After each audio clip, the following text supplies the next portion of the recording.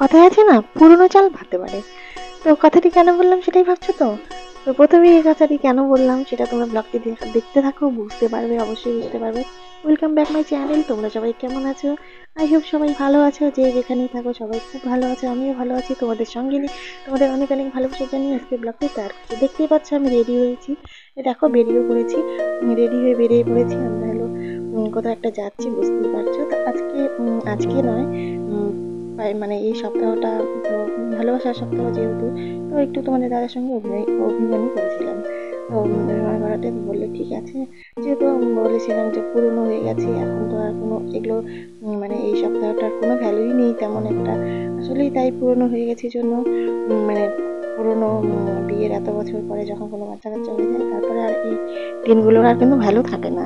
তো ওই জন্যই একটু মানে রাগ অভিমানই চলছিল। তারপরে তিন্নিকে স্কুলে দেওয়ার পরে তারপরে আজকে যেহেতু ও আমার বরমশাই বাড়িতেই আছে, তো বললো চলো একটু ঘুরে আসি। তো দেখো আমরা গেছি, একটা লং ড্রাইভ নয়, সামান্য ছোট্ট একটু মানে 1 ঘন্টার মতো ব্যাক করেছি।